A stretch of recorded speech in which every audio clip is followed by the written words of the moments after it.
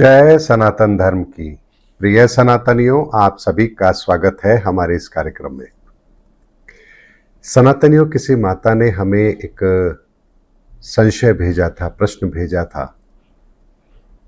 कि हमें किसी ने कहा है कि स्त्रियों को हनुमान जी के मंदिर में नहीं जाना चाहिए, हनुमान जी की पूजा स्त्रियों को नहीं करनी चाहिए। और जब हमने उनसे पूछा ऐसा क्यों, तो उन्होंने तर्क दिया कि हनुमान जी बाल ब्रह्मचारी हैं और हनुमान जी ब्रह्मचारी हैं और स्त्रियां यदि वहां जाकर के पूजा करती हैं तो उनको दोष लगता है। तो सही क्या है, गलत क्या है, ये प्रश्न आप लोगों का भी हो सकता है। तो सनातनियों, आज आपको सनातन के आधार पर ही हनुमान जी के रहस्य से अवगत भी करा रहा हूं और आपके इस संशय को दूर भी कर रहा हूं। सनातनियों, हनुमान जी के कई नाम हैं। हनुमान जी भी है, महावीर भी है, वीर लांगूर भी है। वीर लांगूर क्यों पड़ा, इसके बारे में भी बताऊंगा। हनुमान जी क्यों है वो भी बता दूंगा और महावीर क्यों कहलाते हैं वो भी बताऊंगा। लेकिन सबसे पहले एक बात को समझिए, हनुमान जी की ऊर्जा इस धरती पर ही नहीं, इस ब्रह्मांड में एकमात्र ऐसी ऊर्जा है जो तेजस्वी ऊर्जा है। और ये तेजस्वी ऊर्जा क्यों बनी, कैसे बनी, इसके संदर्भ में भी समझ लीजिए।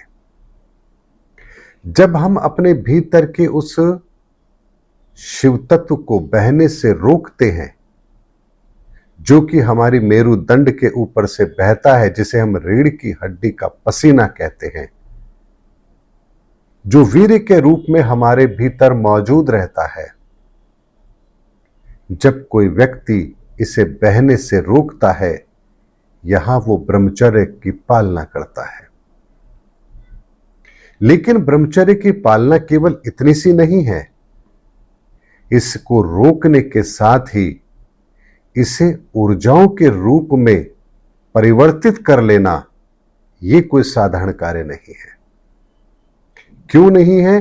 क्योंकि आप कठोरता से ब्रह्मचर्य की पालना तो कर सकते हैं, लेकिन एक स्थिति और होती है जिस पर नियंत्रण आप कठोरता से नहीं कर सकते। वो क्या है? वो है आपकी चम। अब आप कहेंगे ये क्या होती है? जब आप किसी को देखते हैं या कोई विचार सुनते हैं या कोई दृश्य आपके दिमाग में आता है और उस समय आपके भीतर एक क्षणिक उत्तेजना पैदा होती है, कुछ सेकंड के लिए, या यूं कहूं 1 सेकंड से भी कम हिस्से के लिए जो एक चम पैदा होती है, उसे कहते हैं चम। अगर आपके भीतर वो भी पैदा हो रही है तो आप ब्रह्मचर्य की पालना नहीं कर रहे हैं। ऐसे में केवल और केवल हनुमान जी ऐसे थे जो पूर्णतया अपनी इस ऊर्जा को तेज में बदलने में कामयाब रहे, या यूं कहिए कि वो संपूर्ण ऊर्जा के ही पुंज थे, और ऐसा तीनों लोकों में कोई नहीं था, और इसीलिए उन्हें महावीर भी कहा जाता है। लेकिन सनातनियों, मेरी इस बात को प्रमाणित करने के लिए आपके समक्ष हनुमान चालीसा की ही एक बात रखता हूं। आपन तेज समारो आपे। क्या मतलब हुआ इस लाइन का? आपन तेज, अपने तेज को, समारो आपे, अपने भीतर ही समाहित कर लिया और स्वयं उस ऊर्जा के पुंज में परिवर्तित हो गए। उसके बाद अगली लाइन आती है, तीनों लोक हांफते कापे। हांकते कापे है, हांफते कापे है, या हांफते कापे होगा, हांकते कापे नहीं होगा। तीनों लोक हांफते कापे, यानी तीनों लोकों के अंदर अधिकतर मनुष्य इस तत्व को बहा देता है। आप हांफते कब हैं? एक रति क्रिया के दौरान आपकी स्थिति बनती है जहां आप हांफने लगते हैं। ये वो स्थिति होती है, या उस स्थिति के बारे में कहा गया तीनों लोक हांफते कांपे।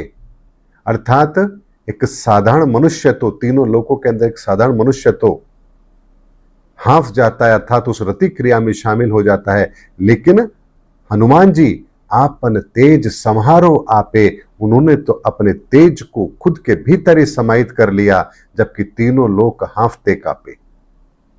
फिर कहा जब ऐसी स्थिति बनती है, जब आप अपने तेज को अपने भीतर समाहित कर लेते हैं, तब कहा गया भूत पिशाच निकट नहीं आवे। इस परिस्थिति के अंदर जब आप होते हैं तो भूत पिशाच कोई आपके निकट नहीं आ सकता, क्योंकि आपका प्रकाश पुंज, आपका वो तेज इतना प्रबल होता है। और फिर आगे आता है महावीर जब नाम सुनावे, कि ऐसे महावीर का जब नाम का स्मरण आप करते हैं, तब आपकी स्थिति उसी तरह की होती है जैसी आप हनुमान जी की तरह अपने आप को बनाना चाहते हैं, अर्थात अपने इस तत्व को तेज में परिवर्तित करना चाहते हैं। और ये तत्व हम दोनों में होता है। हम दोनों से मतलब स्त्रियों में भी होता है और पुरुषों में भी होता है। पुरुषों में नीले रंग का होता है, स्त्रियों में लाल रंग का होता है। ऐसे में सनातन एक बात की गंभीरता को समझिए, भगवान हनुमान जी उस ऊर्जा के प्रतीक हैं जहां ब्रह्मचर्य, ये तो बहुत छोटा सा शब्द है, बहुत छोटा सा शब्द है। हनुमान जी के लिए तो इससे भी बड़ा शब्द कोई अगर होता तो वो प्रयोग में लिया जाता, और कहा गया आपन तेज समारो आपे। अपने स्वयं के तेज को अपने भीतर समाहित करने वाले ऐसे हनुमान जी, तो जो इतने महान हैं, प्रकाश पुंज हैं, अपने तेज को अपने भीतर समाहित करने वाले हैं, क्या वो एक स्त्री के, माता के, बहन के, उनके पूजा करने से क्या उनका ब्रह्मचर्य खंडित होगा? क्या उनके भीतर ऐसे विचार आएंगे? एक कैसी छोटी मानसिकता के साथ हम हनुमान जी महाराज की बात करते हैं, मेरी समझ से परे है। मैं तो ऐसी भी दिव्य आत्माओं से मिला हूं जिन्हें हनुमान जी ने स्वयं गले लगाया है, और वो माता रूप में है। तो अगर ऐसा होता तो क्या स्वयं हनुमान जी उन माता को अपने गले लगाते? ये मैं आपको प्रत्यक्ष बात बता रहा हूं, किसी की कही हुई सुनी हुई बात नहीं बता रहा हूं, ये हकीकत बता रहा हूं। ऐसे में अगर आप ये सोचते हैं कि हनुमान जी की पूजा करने का अधिकार केवल पुरुषों को है, स्त्रियों को नहीं है, तो आप एक बहुत संकीर्ण मानसिकता में जी रहे हैं। ईश्वरीय ऊर्जा के लिए हम स्त्री पुरुष हैं ही नहीं। ईश्वरीय ऊर्जा के लिए हम पवित्र आत्मा हैं। स्त्री और पुरुष का भेद तो हम इस संसार में आकर जब शरीर धारण करते हैं तब होता है। जब आत्मा आपके शरीर से निकल जाती है तो बताइए वो स्त्री होती है या पुरुष होती है?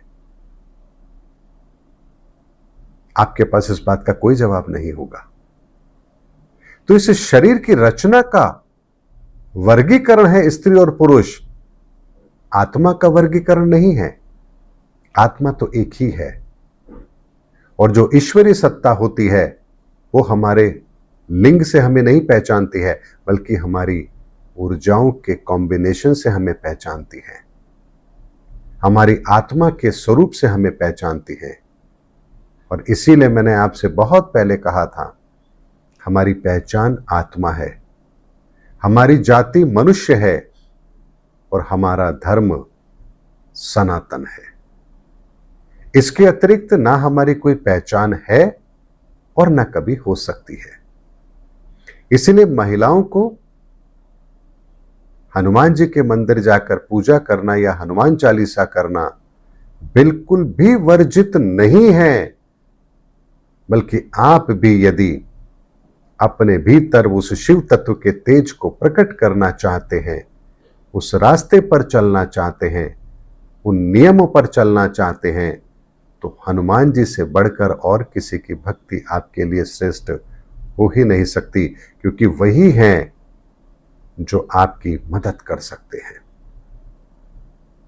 इसीलिए सनातनियों, जब तक सनातन के सिद्धांतों के आधार पर सत्य को ना जान ले, ना समझ ले, तब तक कोरी कल्पना के आधार पर किसी को कुछ कहना अच्छा नहीं होता। और इसीलिए जब तक मेरे पास कोई ईश्वरीय संदेश नहीं होता, ईश्वर के द्वारा बताए गए रहस्य नहीं होते, तब तक मैं किसी पर कोई बात नहीं करता। क्योंकि मेरे विचार में वो चीज सही भी हो सकती है, गलत भी हो सकती है, लेकिन ईश्वरीय दृष्टिकोण से वो चीज कभी गलत हो ही नहीं सकती।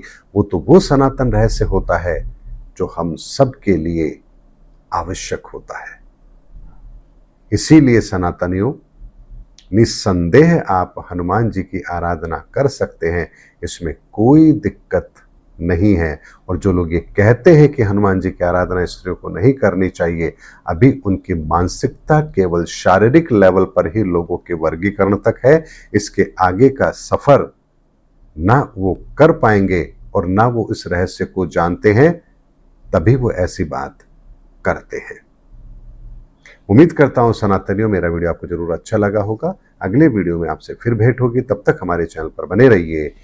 जय सनातन धर्म की, जय धर्मयुग की, जय सनातन विश्व।